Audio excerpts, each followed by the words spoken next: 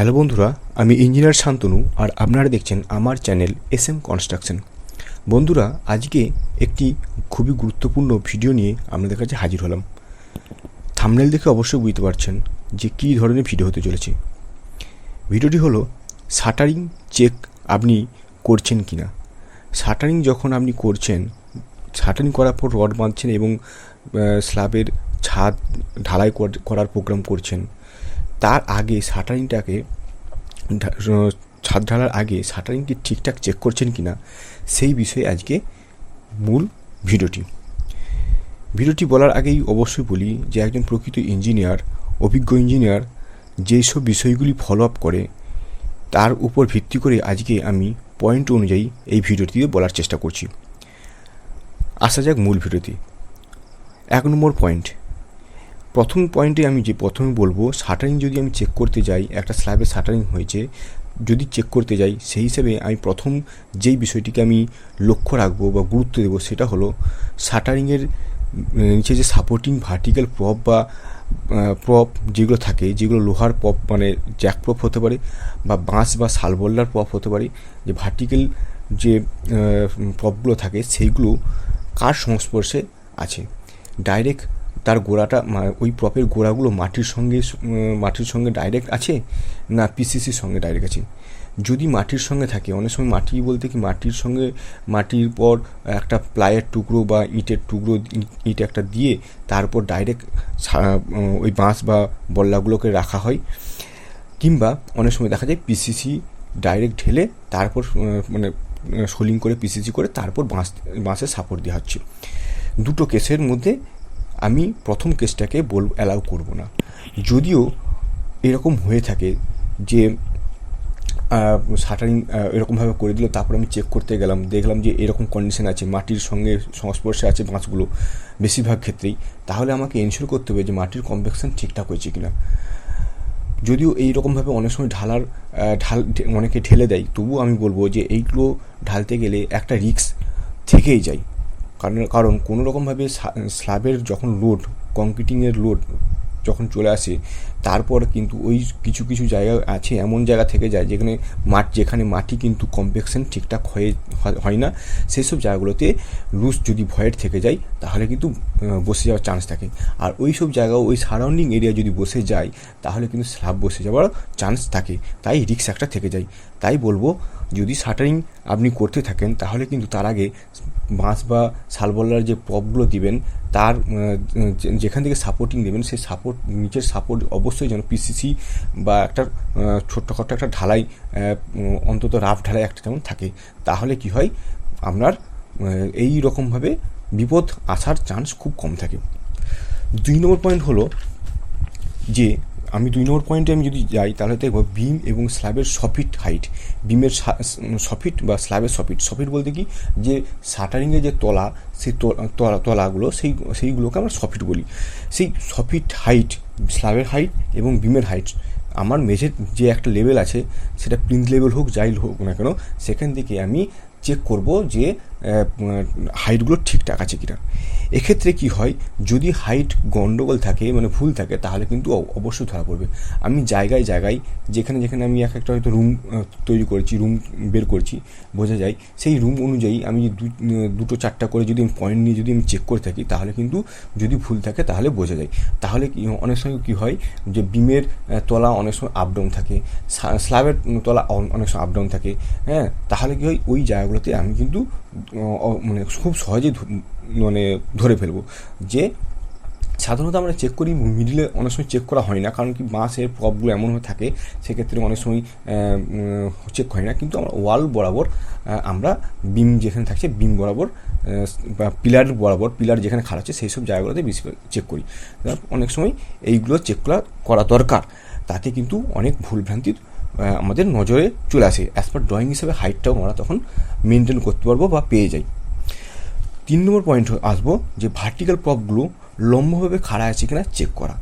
দেখা যায় প্রায় প্রপগুলো যেখানে নর্মালি বাঁশ বা বল্লা লাগানো থাকে সেক্ষেত্রে প্রপগুলো ভার্টিক্যালি একদম লম্বভাবে 90 ডিগ্রি, প্রায় 90 ডিগ্রি হয় না, সেক্ষেত্রে কী হয় ট্যারচিভাবে কোনাকুনিভাবে অনেক সময় লাগানো থাকে। অনেকে মিস্ত্রিরা বলে যে এইগুলো লম্বালম্বি বাঁশ কাটা হয়েছে দাদা, নিচেরটা কাটা হয়নি, তাই জন্য আমরা এইভাবে প্রপ লাগিয়েছি। তাহলে আমি সেক্ষেত্রে দেখব যে এই প্রপগুলো কিন্তু রিজেক্ট করা উচিত। কারণ এই রকমভাবে যদি যেরকম ড্রয়িং ছবিতে দেখতে পাচ্ছেন ঠিক এইরকমভাবে ম্যাক্সিমাম অনেক বাড়ি দেখেছি এইরকমভাবে প্রপ লাগিয়ে দেয়। তাহলে তার সেক্ষেত্রে একটা রিস্ক থেকে যায়। কারণ প্রপের গোড়াগুলো যদি সরে যায় কোনো রকমভাবে, তাহলে কিন্তু স্ল্যাব বসে যাওয়ার চান্স একটা মারাত্মক ধরনের রিস্ক থেকে যায় বা চান্স থেকে যায়। এইগুলো করবেন না, যথারীতি চেষ্টা করবেন যতটা সম্ভব প্রপগুলোকে ভার্টিক্যালি খাড়া করে তার উপর সাপোর্ট দেওয়া, তার উপর শাটারিং করা, এইটুকু চেষ্টা করবেন। এটাই আমার বলার। কারণ প্রপ ডাইরেক্ট যখন প্রপ থাকে ভার্টিক্যালি, সেই তার লোড ট্রান্সফার করার ক্ষমতা অনেক গুণ বেশি হয়। যদিও এই যেগুলো আমার ভার্টিক্যালি না থেকে যেগুলো ট্যারচাপে থাকে সেগুলো লোড ট্রান্সফার করার ক্ষমতা কম থাকে এবং সেগুলো স্লিপ খেয়ে যাওয়ার বা হড়কে যাওয়ার চান্স খুব বেশি থাকে। এরপর আসবো 4 নম্বর পয়েন্ট, প্লাই বা স্টিলের যে চাদরা আছে বা পাটার মাঝে যে গ্যাপগুলো, যেগুলো আমরা একটার পর একটা জয়েন্ট করি, সেই জয়েন্টের গ্যাপগুলোতে বা ফাঁক ফোকর যেগুলো থাকে সেগুলো প্লাস্টিক বা সেলো টেপ বা পলিথিন দিয়ে ভালোভাবে ঢাকা আছে কিনা সেটা চেক করা। কারণ যদি ওইগুলো না থাকে, ফাঁক ফোকর থেকে যায়, তাহলে এই জয়েন্টের দিক থেকে ওই ফাঁক ফোকর থেকে সিমেন্টের যে স্লারি, যেটা বলছে সিমেন্ট জল যেটা বা পেস্ট বলি, সেই পেস্ট কিন্তু অনেক সময় ভাইব্রেটার দেওয়ার পর বা কংক্রিট দেওয়ার পর জলগুলো বেরিয়ে যায়, সিমেন্ট জলটা বেরিয়ে যায়, স্লারিটা। এইটা যদি বেরিয়ে যায় তাহলে কি হয়, হানিকম একটা ওই সারাউন্ডিং এরিয়াতে হানিকম একটা সৃষ্টি হয় এবং কংক্রিটটা হার্শ হয়ে যাওয়ার একটা ব্যাপার থাকে। হানিকম হয়, দুর্বল হয়ে যায় কংক্রিটটা, মজবুতি ঠিকঠাক পাওয়া যায় না। এতে কিন্তু আপনার বাড়ির ছাদ মজবুতি ঠিকঠাক ঘরে পাওয়া যায় না। তো এইটা একটা খুবই গুরুত্বপূর্ণ একটা ভাইটাল পয়েন্ট আপনাকে লক্ষ্য রাখতে হবে। প্লাস্টিক দিয়ে আপনি ঢেকে দেন পুরো ছাদটা, সবচেয়ে ভালো কথা। যেরকম ছবিতে দেখতে পাচ্ছেন এইরকম নর্মালি করে, ম্যাক্সিমাম এগুলো ঠিকঠাকই করে, কিন্তু অনেক জায়গায় দেখেছি এগুলোকে মানে নেগলিজিবল করেন যে প্লাস্টিক দেওয়ার দরকার নেই, ঠিকঠাক কোনো অসুবিধা নেই। কিন্তু তারপরে দেখা যায় ওই সিমেন্ট স্লারিগুলো প্লাস্টিক না দেওয়ার জন্য, ভালো করে প্লাস্টিক না দেওয়ার জন্য বেরিয়ে আসে। যাই হোক, এগুলো কিন্তু আপনাকে খেয়াল করতে হবে বা যে কোনো একজন ভালো ইঞ্জিনিয়ার এগুলো কিন্তু খেয়াল করবে। 5 নম্বর পয়েন্ট হলো ডেপথ অফ বিম এবং স্ল্যাবের লেভেল চেক করা। খুবই গুরুত্বপূর্ণ একটা ভাইটাল পয়েন্ট। এটা ম্যাক্সিমাম জায়গাতে হয় না, ম্যাক্সিমাম জায়গাতে করে না। আমি দেখেছি এগুলো যখন আমি সাইট ভিজিটে করি, তখন আমি মিস্ত্রিদেরকে আমি জিজ্ঞেস করি যে দাদা তোমরা এরকম করেছো কিনা ঠিকঠাক করে। তারা বলে হ্যাঁ করেছি। যখন আমি লেভেল চেক করতে যাই তখন দেখি ভুলভাল অনেক পাওয়া যায়। তার কারণ এইটা করতে একটু টাইম যথেষ্ট লাগে এবং আপনাকে এটা করা উচিত। কীভাবে করবেন আমি যেভাবে দেখাচ্ছি ভিডিওতে, আমরা এভাবে করি।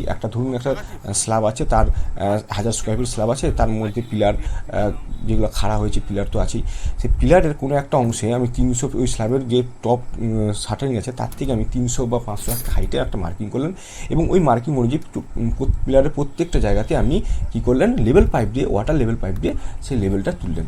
এরপর ওই 500 বা 300 যাই থাক মারুন না কেন, ওই জায়গাগুলোতে দিয়ে একটা সুতো পুরো মানে সিঙ্গেল সুতো দিয়ে আপনি পুরো সব জায়গাগুলোতে বেঁধে দিলেন, পিলারের রডগুলোতে।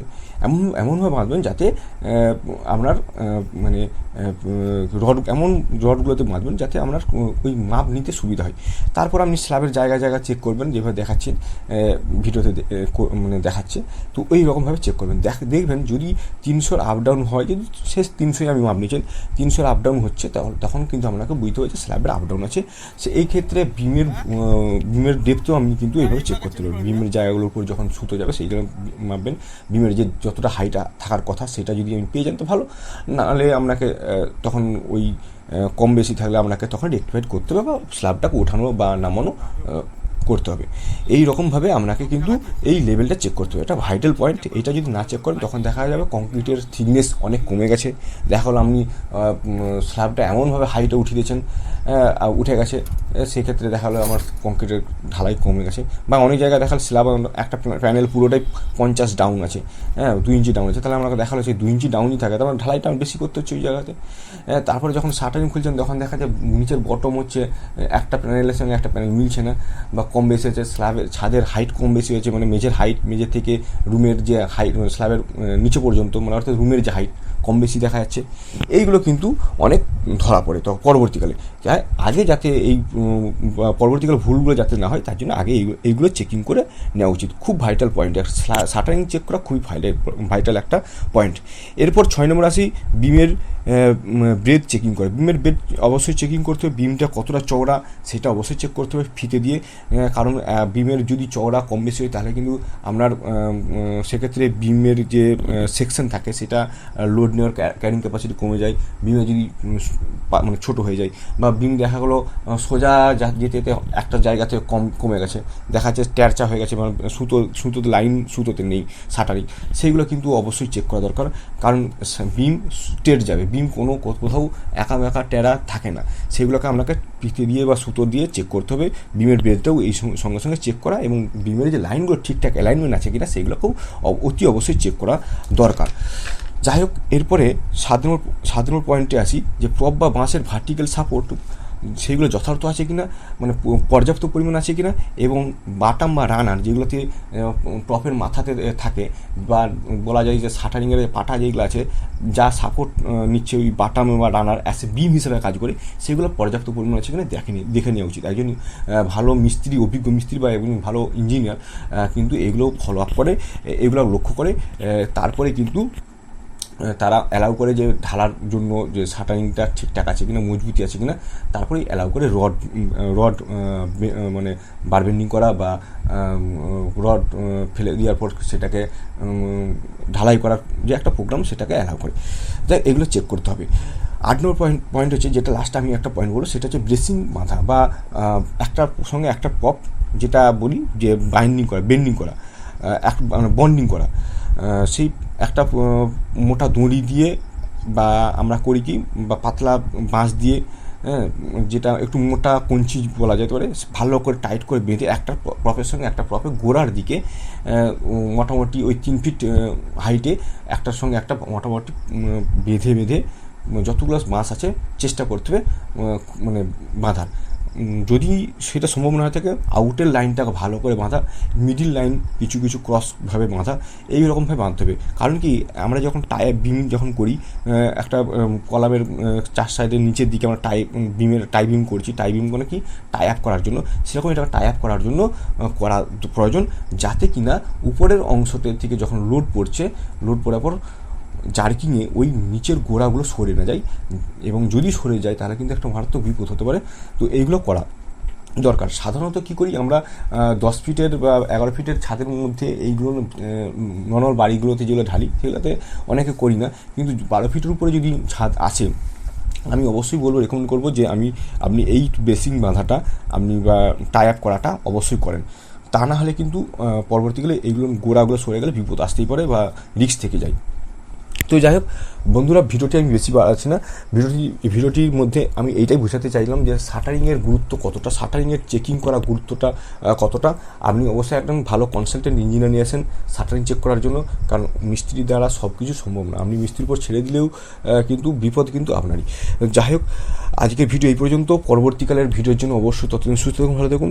ভিডিওটি কেমন লাগলো অবশ্যই কমেন্ট করবেন, লাইক করবেন, জানাবেন কী ধরনের ভিডিও আপনাদের কাছে দিলে পৌঁছালে ভালো হয়, সেটা অবশ্যই জানাবেন। যাই হোক, আজকের ভিডিও এই পর্যন্ত। ধন্যবাদ।